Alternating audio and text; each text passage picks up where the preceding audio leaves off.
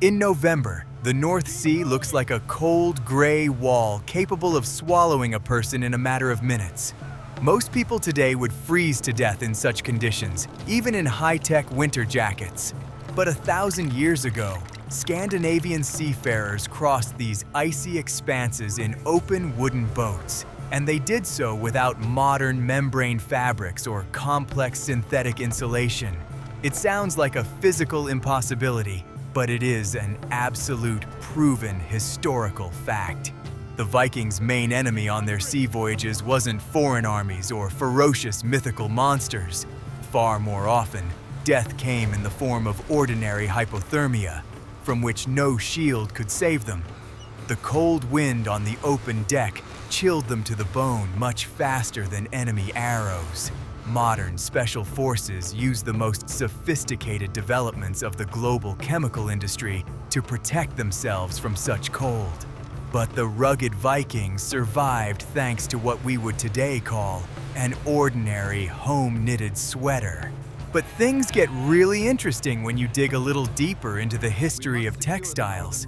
What these bearded men wore had absolutely nothing in common with a scratchy old-fashioned sweater. It was a true high-tech product of its time, created without a single scientific laboratory. Modern researchers of outdoor gear are still amazed by the genius of ancient Scandinavian craftsmen. They essentially invented membrane clothing 1,000 years before the emergence of the Gore-Tex brand. Imagine a fabric that's soaked through, yet still keeps your body warm in a biting wind. Modern cotton would kill you in such conditions in just a couple of short hours. Even the much-praised fleece begins to lose its properties if it gets thoroughly soaked in salt water. But Scandinavian wool worked like a portable heater, even when water was literally dripping off it. My shoulders start to shiver involuntarily from the cold, just at the thought of spending the night in wet clothes.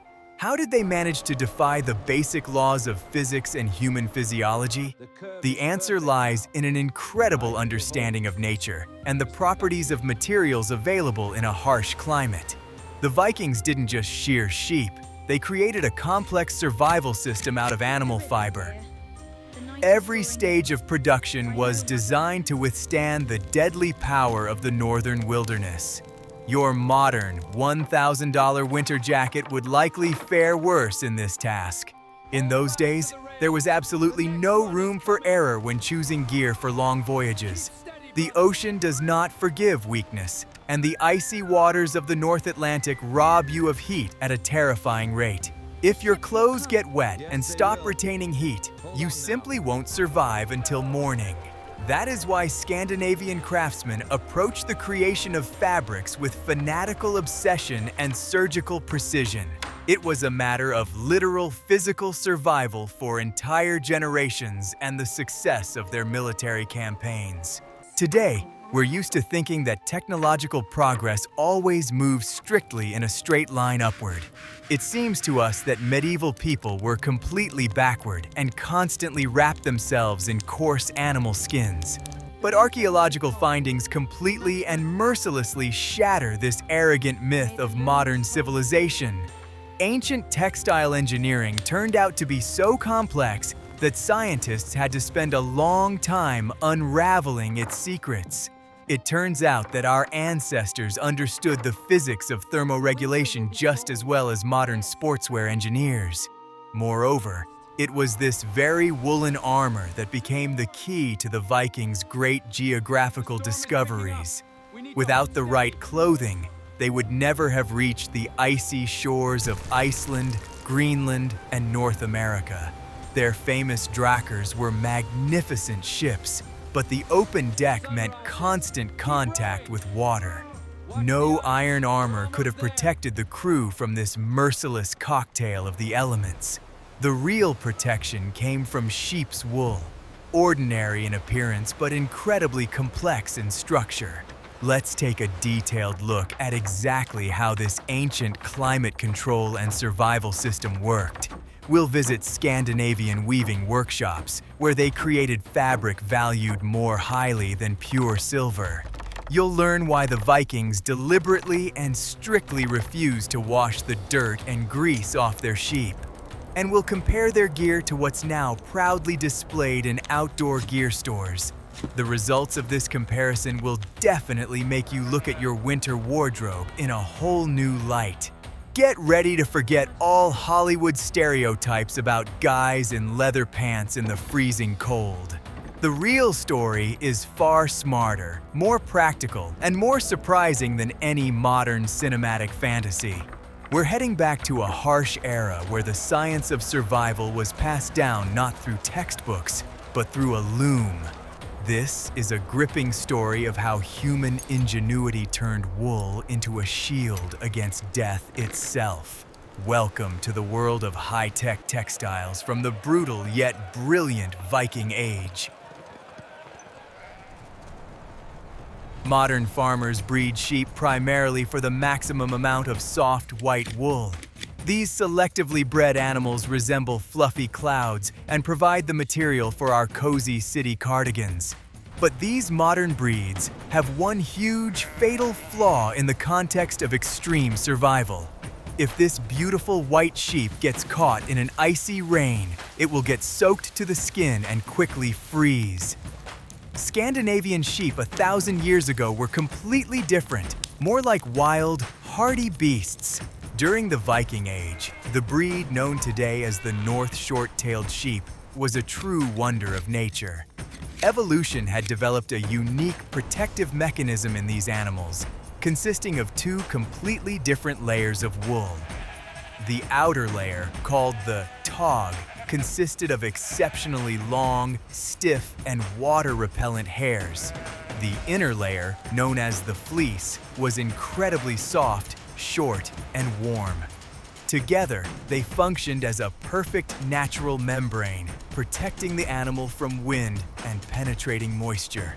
Sounds like the marketing description of a modern ski jacket, doesn't it? The outer stiff layer functioned like a modern nylon hardshell, over which cold water simply rolled right off, and the inner soft down served as a thick layer of insulation, trapping the animal's body heat. The modern chemical industry has spent billions of dollars trying to replicate this principle in synthetic fabrics. The Vikings simply looked at a sheep and decided that the harsh natural environment had already done all the engineering work for them. When it was time to shear, the Scandinavians never mixed these two types of precious fiber together. They carefully separated the coarse outer hair and the soft inner down by hand for different purposes. The soft down was used to make undergarments, shirts, and tunics that fit comfortably against the body, and the coarse outer hair was woven into incredibly dense cloaks and outerwear that withstood the elements.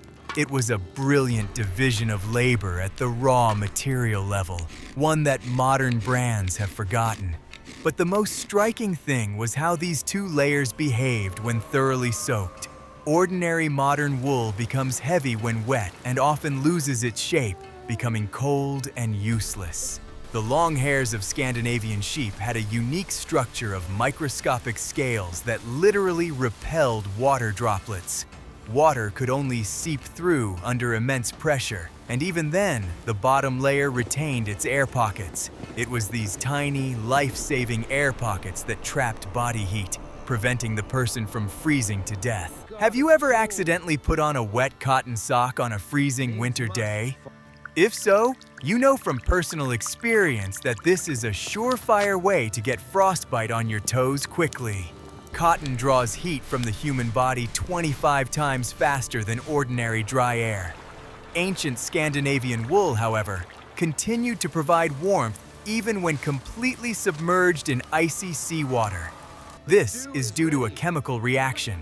When wool absorbs moisture, it releases a small amount of heat. Modern scientists call this process sorption heat, and it is a completely real, measurable physical phenomenon. When water molecules bind with the proteins in animal wool, thermal energy is released, warming the wearer. The Vikings, of course, didn't know chemical formulas and didn't write scientific dissertations on thermodynamics. They simply understood empirically that the right woolen shirt would save their lives during a nighttime storm. Your modern, glamorous synthetic fabrics simply aren't capable of this, no matter how much marketers advertise them. To obtain such perfect wool, sheep were not sheared with clippers, as is done on a massive scale today. In many regions of Scandinavia, the wool was simply plucked carefully by hand during the animal's natural spring molting. This ancient and painstaking process, called ruing, allowed the fibers to remain completely whole and undamaged. Sharp metal shears leave a blunt cut, which is less water-resistant and wears out much faster. Plucked wool retained its natural tapered tips, resulting in an incredibly smooth fabric. This extreme level of attention to detail seems like madness in our world of fast, disposable fashion. Who in their right mind would hand-pluck hundreds of sheep to make a single hiking cloak? But for the hardy people of the 8th century, it was the only way to ensure the reliability of their clothing at sea. It wasn't just a tribute to tradition, it was a lifeline made of durable animal protein. And this lifeline worked far more effectively than many modern industrial survival suits. Today, purebred northern short-tailed sheep can still be found in Iceland and the Faroe Islands. The famous Icelandic lopapeysa sweater is still knitted from this unique 2-ply yarn using traditional methods. Modern tourists are often genuinely surprised that one doesn't get cold sleeping right on the snow in this prickly sweater. The answer was discovered by Viking seafarers over 1,000 years ago on the windy, cold hills of early Scandinavia. Nature created the perfect protective material, and these hardy people simply learned to get the most out of it. If you buy a high-quality woolen garment in a store today, it will be completely dry and clean. Modern industry ruthlessly strips all natural fats from sheep's wool using powerful chemicals. This is done to ensure the yarn is soft, dyes easily, and lacks the characteristic animal odor. But from a Viking's perspective, such completely degreased fabric would be utterly useless and deadly trash. They deliberately and carefully preserved in the wool what we so diligently and happily get rid of today. We're talking about lanolin, a natural wax that sheep's glands secrete to protect their skin. This unique animal wax has incredible water-repellent properties, causing water to form droplets and roll off. If you've ever stroked an unwashed farm sheep, you surely remember that slightly oily sensation on your hands. It was precisely this oiliness that was the key technological secret behind the waterproofing of ancient Scandinavian seafarers' clothing. Lanolin acted as an invisible protective shield, easily repelling salty ocean spray from the human body. Modern tourists buy special chemical water-repellent sprays for a fortune to treat their jackets. These sprays are often toxic to the environment, wash off after a couple of rainstorms, and require constant reapplication before a hike. The Vikings obtained this high-quality waterproofing completely free of charge, straight from their hardy horned animals on the farm. They carefully processed the wool so as not to destroy this precious natural water-repellent barrier during spinning. The result was clothing that could withstand the heaviest downpour for hours without a single drop getting inside.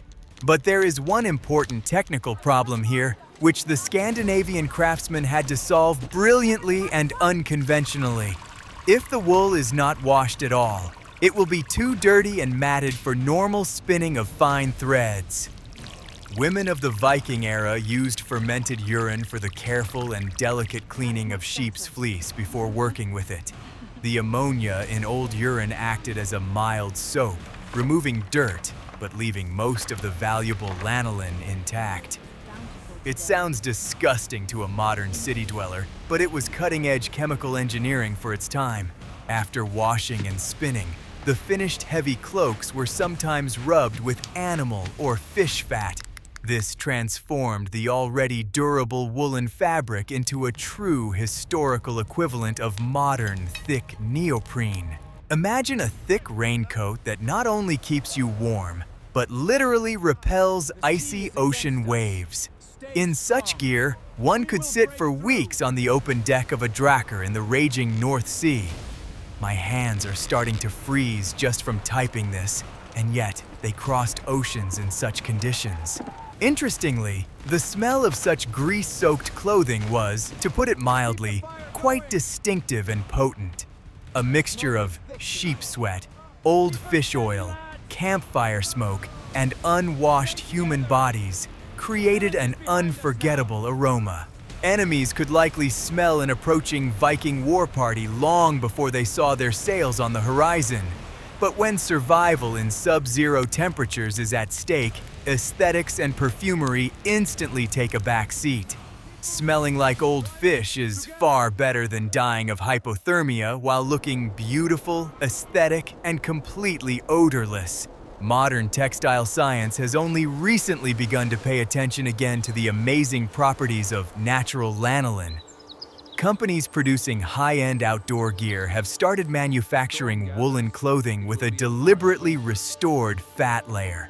They market this to customers as an innovative, eco-friendly breakthrough in thermoregulation and moisture protection. The Vikings would have laughed long and hard at these marketers in their bright laboratories with their microscopes. For the ancient Norse, this was simply basic, obvious knowledge necessary to survive until the following spring. Lanolin had another hidden but critically important property for people of the early Middle Ages. This animal wax possesses powerful natural antibacterial and antifungal properties. On sea voyages, clothing went unwashed for months, constantly exposed to high humidity and aggressive salinity. Ordinary cotton or linen fabric would quickly rot and become covered in dangerous black mold under such conditions. But wool impregnated with lanolin could remain intact for years, reliably protecting the wearer's skin from infections. Essentially, the Vikings wore self-cleaning biological armor with a built-in climate control function. If the clothing absorbed unpleasant odors over time, it was enough to simply hang it out in the fresh air by the campfire. Lanolin and the unique structure of wool fibers naturally block the growth of bacteria that cause sweat odor. Modern enthusiasts of multi-day mountain hikes pay a fortune for merino wool shirts for precisely this reason. And once again, we clearly see how modern high technology merely replicates what was the norm 1,000 years ago. This fat impregnation made the fabric incredibly heavy by modern standards of comfortable urban clothing. The woolen cloak of the average Viking, soaked in the rain, could weigh more than 10 kilograms of dead weight. But this heavy, wet armor created a warm microclimate around the body, completely blocking the icy wind from getting inside. When choosing between a quick death from hypothermia and a hard life in a warm cloak, the Scandinavians always chose the latter. And it was precisely this harsh, uncompromising pragmatism that allowed them to become the masters of Europe's northern seas. When we think of Viking money, silver coins, bracelets, or plundered gold immediately come to mind. But in the harsh, unforgiving realities of Northern Europe, dead gold couldn't keep you warm on a cold November night.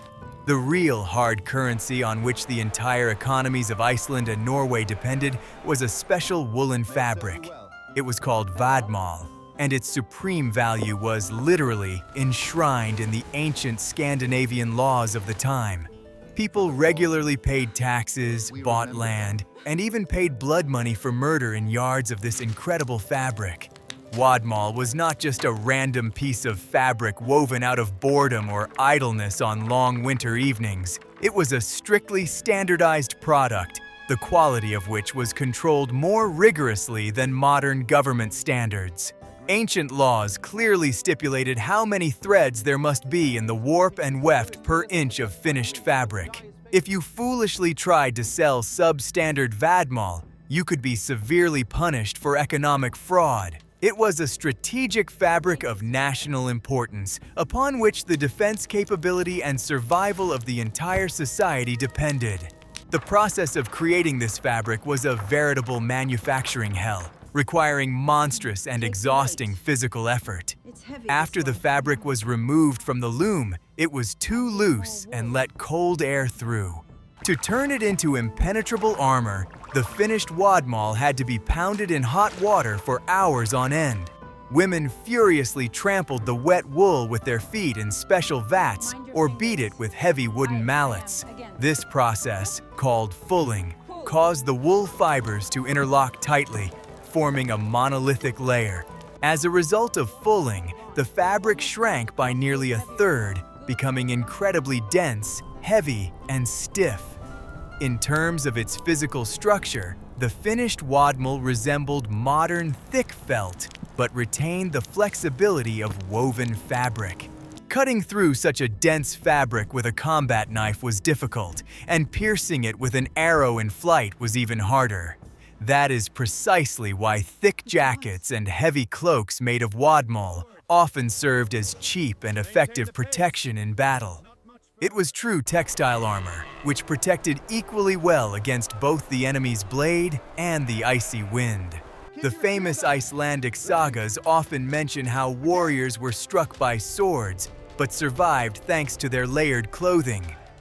Iron-riveted chainmail cost a fortune, and only powerful jarls and the wealthiest warriors could afford it.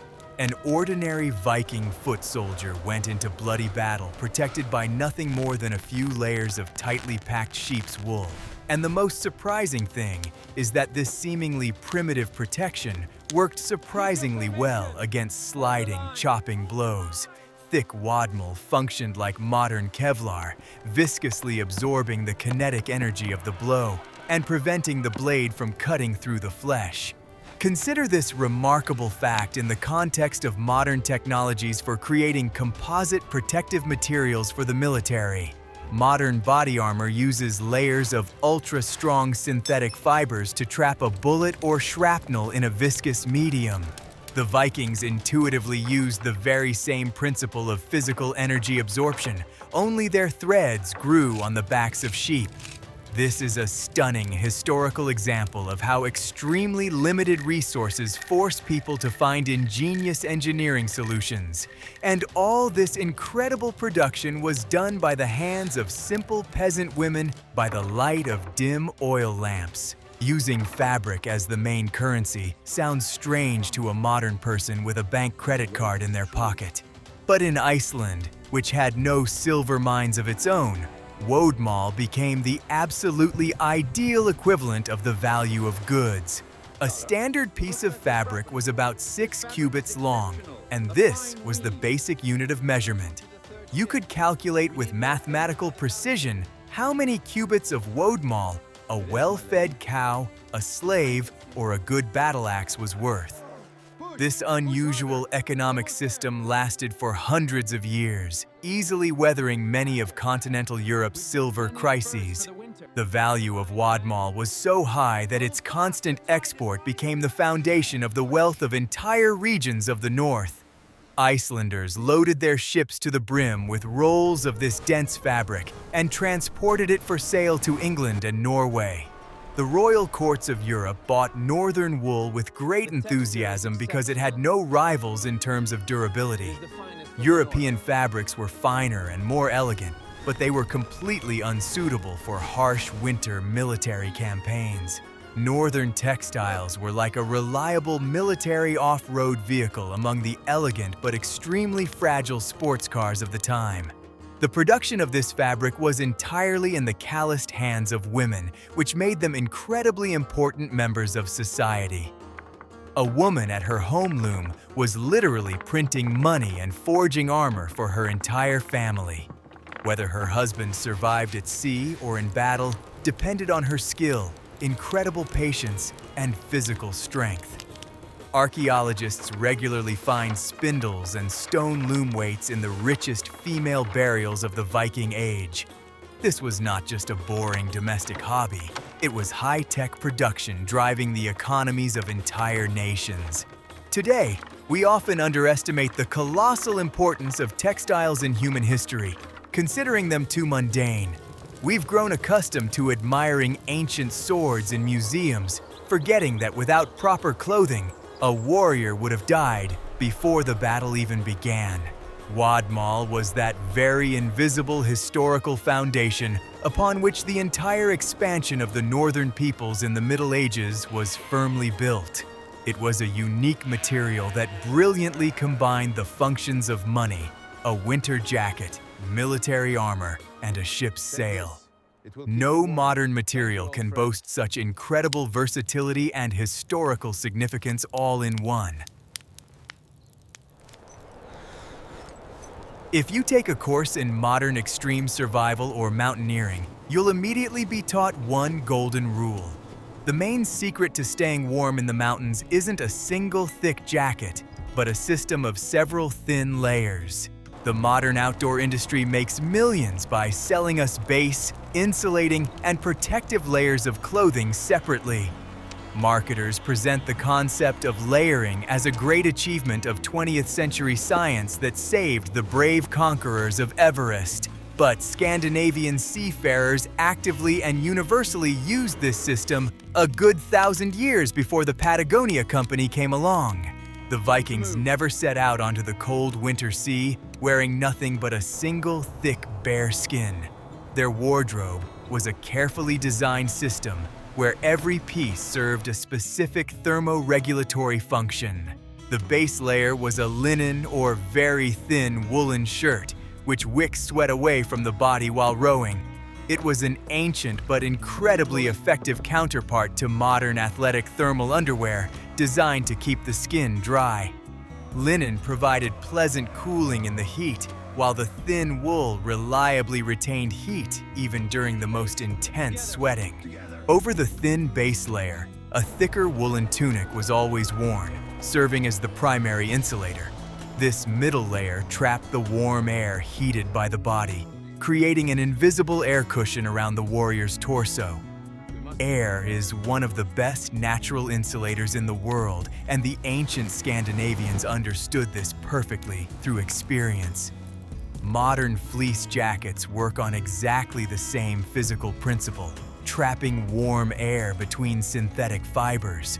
Only with the Vikings did this layer not melt from accidental sparks from the fire and not lose its properties over decades of active wear. The third, outer protective layer was that very same impenetrable heavy cloak made of wadmal, or a thick woolen jacket. This rigid barrier was meant to block the icy northern wind and absorb the impact of snow or salty waves. The cloak was often fastened with a heavy metal brooch on the right shoulder, so that the hand holding the sword would always remain free for combat. In the event of a sudden warm spell or heavy physical labor, the outer layer could be easily unfastened or completely removed.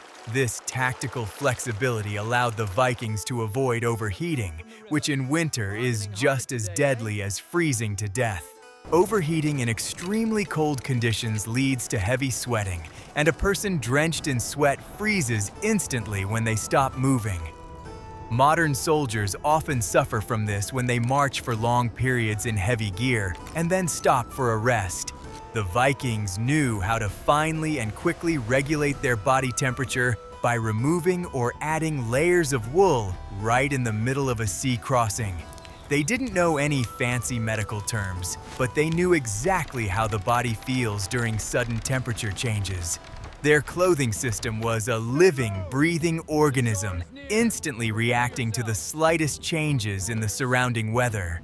It's interesting to look at the design of their famous trousers, which were also a crucial part of this ingenious system. In many cold regions, they wore wide woolen trousers that were tightly wrapped at the bottom with special strips of fabric. These wraps, called onuchki, served the same function as modern compression gaiters or hiking gaiters, protecting against snow and mud. They pressed the pant legs tightly against the leg, preventing wind from blowing in from below, and provided excellent support for the calves during long walks. It may not have looked Hollywood-style chic, but functionally, it was an absolute, unquestionable masterpiece of design. We'd put on several layers of thick woolen socks or knitted stockings made using the nail binding technique. This ancient knitting technique, using a single bone needle, made the resulting fabric incredibly strong and durable. Unlike ordinary modern knitting, it wouldn't unravel completely if a single thread happened to break. Nail binding created a dense, nearly impenetrable structure that perfectly protected the feet from frostbite in thin leather boots. Modern $30 trekking socks can easily wear out during a single intense mountain hike, but these lasted for years. Mittens were also very often made using the nail binding technique and were additionally felted to protect against wind and water. Many experienced seafarers had special mittens with two thumbs on opposite sides of the garment. It sounds like a ridiculous mistake by a drunken craftsman, but in reality, it was a brilliant tactical idea for harsh conditions.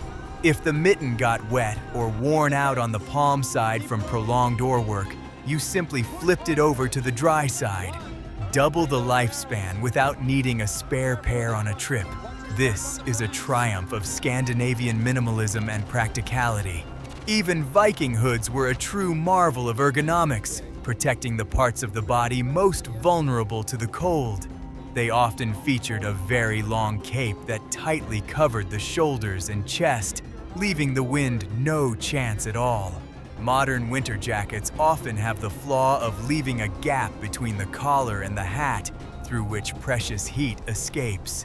The Scandinavians solved this problem with a single piece of thick wool, sewn according to very precise, time-tested patterns.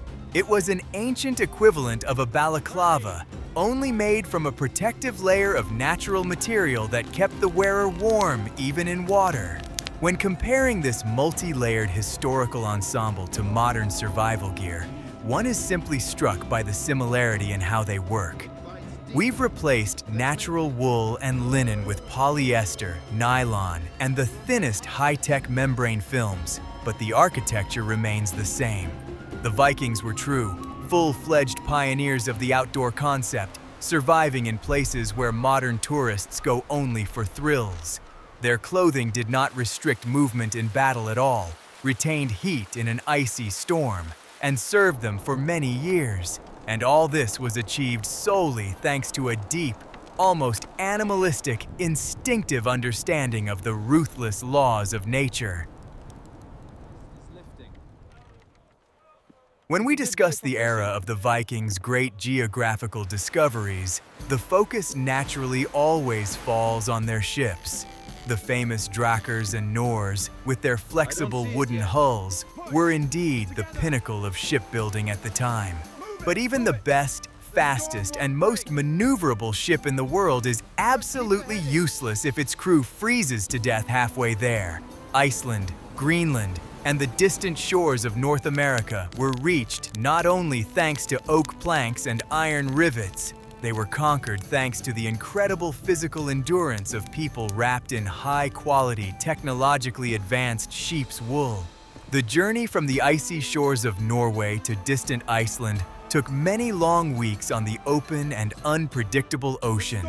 Scandinavian ships had no enclosed, warm cabins or holds where one could hide from an icy storm. The crew was on the open, wind-swept deck around the clock, constantly exposed to salt spray and rain. Under such conditions, the typical European clothing of the time would have guaranteed a person's death within a few days of agonizing fever. Survival depended entirely on how well your personal raincoat repelled water and retained precious body heat. Imagine a grueling night watch at the helm somewhere in the middle of the raging Atlantic Ocean in the cold of October. The air temperature is plummeting toward freezing, icy water is flooding the deck, and the biting wind is sapping the last of your strength. A modern person in such a situation would be crying, praying for a rescue helicopter and dreaming of a cup of hot tea. The Viking simply wrapped himself more tightly and comfortably in his heavy woolen cloak and continued to peer intently at the dark horizon.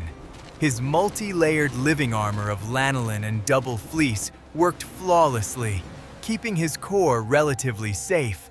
When the stern Eric the Red set out to found a new colony in Greenland, he brought with him more than just people and weapons. The ships were sure to carry sheep, which were vital for survival on the new ice and snow-covered island. Greenland turned out to be a cruel trap. There were too few trees to build ships or burn large fires for warmth, but as long as the settlers had their hardy sheep, they could produce their primary defense against the Arctic cold. The locals quickly adapted their ancient weaving techniques to the even harsher climate, creating incredibly thick fabrics. Archaeological excavations at Herjolfsnes, an ancient abandoned Viking settlement in Greenland, have yielded stunning historical discoveries for science. Dozens of samples of everyday clothing, which these desperate colonists wore constantly, have been perfectly preserved in the Arctic permafrost. Researchers were genuinely amazed by the quality of the tailoring and the fact that the fabrics were woven to the strictest standards. Even while living at the very edge of the inhabited world, cut off from Europe, these people continue to produce high-tech gear. This, once again, convincingly proves that high-quality woolen fabric was not merely clothing, but the foundation of their survival system. Interestingly, it was precisely the drastic climate changes and problems with sheep farming that became one of the main causes of the demise of the Greenlandic settlements. When the harsh little ice age set in, the pastures froze over completely, and the number of sheep in the settlements plummeted. Without a sufficient, stable supply of wool, people quickly lost their ability to withstand the intensifying cold and protect themselves from the elements. It was a true, full-scale technological catastrophe for a society that was completely dependent on a single specific material. Having lost their woolen armor, the rugged Scandinavians simply lost the ability to survive in the Arctic and vanished forever from the pages of history. And what about the enormous sails that propelled these ships across the turbulent and dangerous expanses of the ocean? We rarely think about it, but the square sails of Viking ships were also made exclusively from thick wool. There was nothing to weave linen sails from. In cold Scandinavia, simply not enough flax grew for such gigantic canvases. Women wove enormous quantities of special woolen fabric, which was then generously impregnated with fat and resin to protect it from the wind. Making a single giant sail like this could take several weavers an entire year of continuous, exhausting, back-breaking labor. The woolen sail possessed a unique natural elasticity. It stretched under the gusts of storm winds without tearing into small pieces.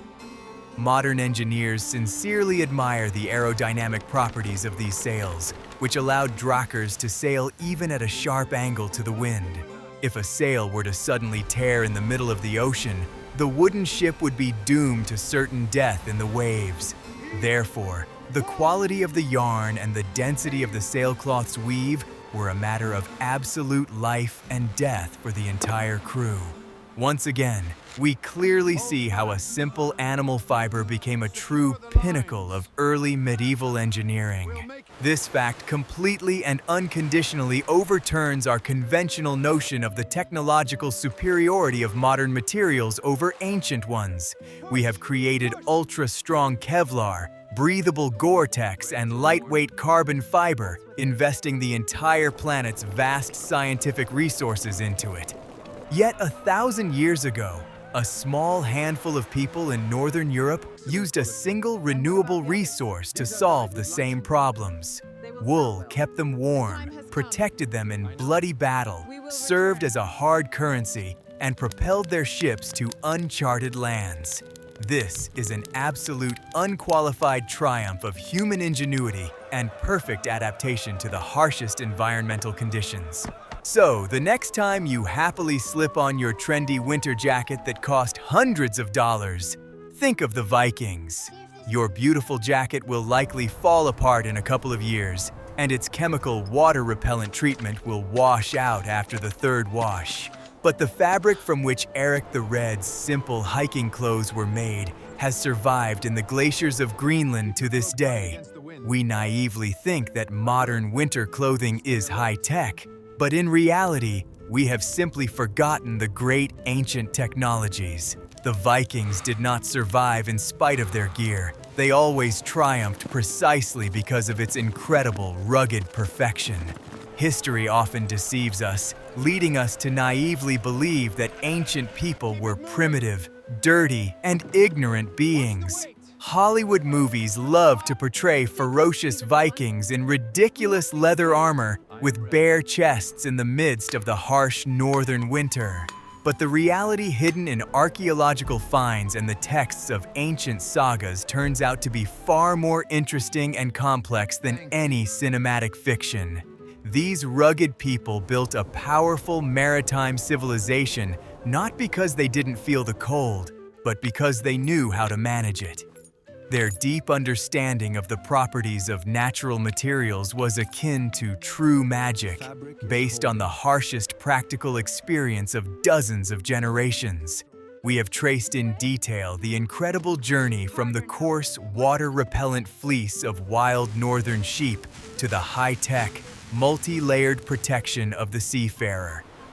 Every arduous stage of this process, from preserving the animal's lanolin to the vigorous fulling of the woolen cloth, was aimed at creating the perfect barrier against death. The women behind the wooden looms were the true, unrecognized engineers and technologists of the era, creating gear that was state-of-the-art for its time. It was their monotonous labor that allowed men to cross icy oceans, discover new continents, and forever change the map of the world. Without this unique woolen armor, the formidable Viking era would have ended at the first serious November storm. Today, sports science and the global chemical industry are only rediscovering with surprise the principles that the Scandinavians used a millennium ago. Layered clothing, the heat retention of fibers, the water-repellent properties of natural fats. All of this is sold to us as fashionable innovations in outdoor stores. But the truth is that nature provided humans with the perfect tool for surviving the cold a very long time ago. The Vikings simply had more than enough intelligence, incredible patience, and cold pragmatism to bring this natural gift to technical perfection. They transformed ordinary, dirty sheep's wool into the most reliable, durable, and effective technology of their ruthless era. And therein lies the main ironic lesson of history that we can draw today from studying ancient Scandinavian textiles. Our modern, high-tech world is blindly obsessed with the idea that new is always better than old, and that complex synthetics surpass simple natural materials. But when it comes to real, harsh survival in extreme conditions at the edge of the world, millennia-old technologies remain unrivaled. Modern synthetics may be many times lighter, but they can never compare to the phenomenal reliability of ancient, fat-impregnated wadmal. Sometimes, to move forward in technology, we need to take a much closer look at what our ancestors left behind. The Viking Age left behind not only bloody legends of brutal battles, plundered treasures, and harsh pagan gods. It left us a brilliant, irrefutable example of how human ingenuity can brilliantly adapt to the most unforgiving environmental conditions. The next time you're shivering at a bus stop in your expensive membrane jacket, just remember that. 1,000 years ago, rugged people clad in wet sheep's wool slept peacefully on the deck of a wooden ship in the middle of the icy ocean. And perhaps they felt much more comfortable and safe doing so than we do in our city-down jackets. It's amazing how much information about an entire people's mindset can be stored in the structure of an ordinary piece of coarse fabric. The Vikings didn't try to arrogantly conquer nature, as modern humans do with concrete, plastic, and electric heaters. They preferred to blend in with it intelligently, using its own defense mechanisms for their survival and prosperity. An ordinary sheep living on a windy hill became their chief teacher in the complex art of withstanding the cold and damp. And this lesson was learned so well that it allowed the Scandinavians to become the most dominant force in early medieval Europe for centuries. Studying their ancient methods forces us to look at the concept of progress and sustainable development in the modern world in a completely different light. The ancient wool industry was absolutely waste-free, eco-friendly, and operated on fully renewable, locally available resources from farmers. Old, worn-out cloaks were never thrown into landfills. They were unraveled, re-sewn, and used for caulking ships or insulating homes. Today, we produce millions of tons of non-biodegradable synthetic clothing every year, pointlessly polluting the world's oceans with harmful microplastics. By the Vikings' strict standards, our modern approach to clothing production would seem incredibly wasteful, foolish, and dangerous to our survival. Of course, no one in their right mind is calling for us to give up urban comforts today and return en masse to wearing stiff, unwashed raincoats. We no longer need to spend weeks at sea in the open ocean under freezing rain, defending ourselves against enemy arrows and the bitter cold. But a deep respect for our ancestors' craftsmanship and an understanding of their ingenious engineering solutions only make us wiser and more humble. This knowledge shatters the arrogant hubris of modernity, proving that intelligence is entirely independent of microchips or electricity. True innovation can take the most unexpected form, even if that form looks like a lump of matted, smelly sheep's wool. The history of the Vikings is not just a hackneyed tale of heavy swords, sharp axes, gold, and wooden dragon ships. It is also a great, underappreciated epic about threads, wooden looms, fish oil, and monotonous daily labor. Warriors, but also women with hands stained with blood. It was this symbiosis of the explorers' reckless courage and the technological genius of home-based artisans that created a legend that lives on to this day. The true magic of the ancient northern world lay not in runic spells, but in a perfect understanding of the laws of physics. I hope this historical account will make you look at the history of technology and the most ordinary things around us in a new light. Every skein of natural wool still holds an echo of those harsh times when life depended on warm clothing. We can only sincerely admire those who blazed a trail through the ice, armed with nothing but knowledge and sheep's fleece.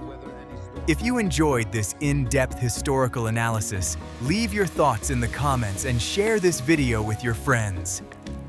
Stay curious, appreciate great history, and always choose the right clothes before setting out on your own adventure.